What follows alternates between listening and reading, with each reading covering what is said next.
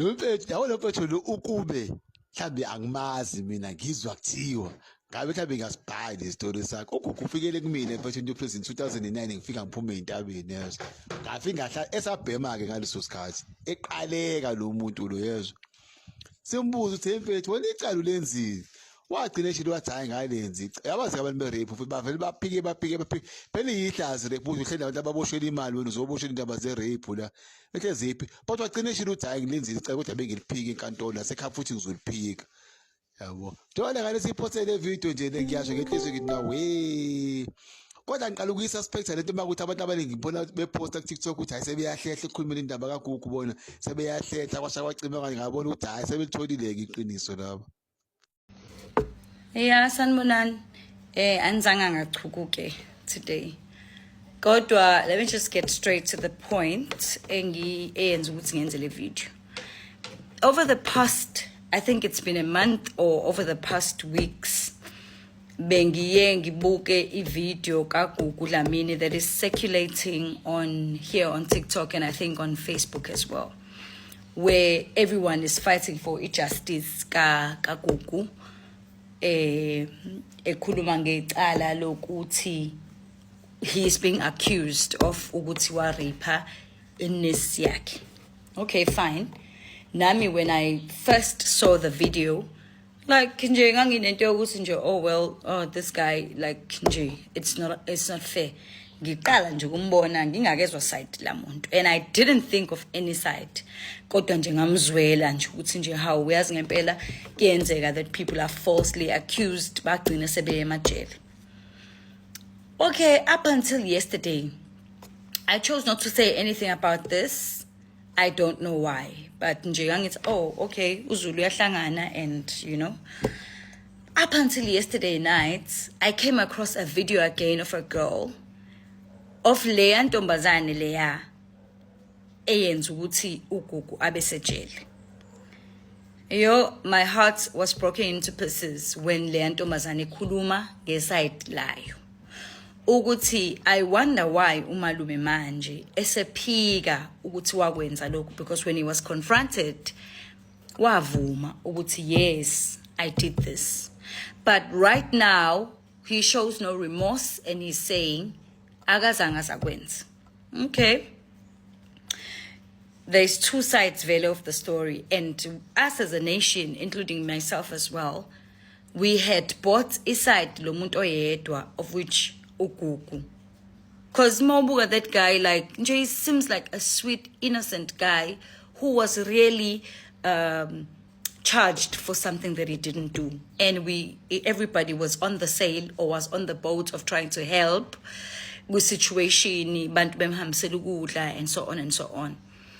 But not once have I ever heard anyone saying ukuthi, but there's two sides of the story. Can we not hear the other side?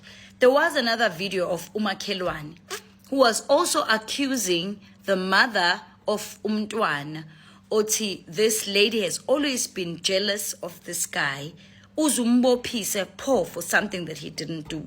This lady was so sure that this guy didn't do this. So yesterday when I was browsing on TikTok, then I came across the video again of this lady now, umama nendodakazi, now talking about this. Now this girl is saying umalume kuyaziwa ke vele ukuthi bengilala naye. Enye into nje us as women, as ladies, ukuthi ingane yakho mayihambile yayohlala ekhaya, ngisho ngabe kuthiwa ikini uyabathemba ngenhliziyo yakho nakho konke kwakho, but let's protect ingane zethu zamantombazane. You must know ukuthi kwenzakalani, like fanele wazi ngaso sonke isikhathi ukuthi kwenzakalani. Okay, that was wrong nje to begin with ukuthi umntwana wentombazane ulala nomalume. Why lale nomalume, like why? Okay, fine. Akuchazeke lo akuchaza ukuthi umalume ubenze njani enze njani. It was explicit. Intombazane isho nje bakunjalo. Angeke ngikusho kule video because I'm respecting the young people abala kwi page lami and my learners as well. But into engifuna ukisho ukuthi there's always two sides of the story. Of any story there's always two sides. So abanye ngiyababona kuma video on the comments saying we don't believe her. Like, why are you believing him and not believing her? Why is that? And also kuyo yonke lento angizwa kukhulunywa ngokuthi, like, as a mom, when your daughter child reports such to you, you'd want to check them. Like, lie down, let me see. Let me see. A mom would want to see. Ngomama banjani lo uthi ngareportela uma owaqala ngogogo. Ugogo disputed everything. Uthi nje no. Akwazi. We've heard those stories very in the past. Ukuthi gogo bafuna ukufihla amahlazo.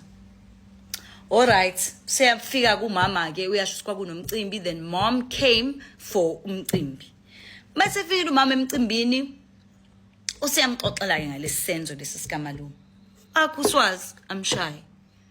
Already I'm dealing with a pain that is greater than uswazi. Ngiyakurepotela. Uqala ngokungishaya.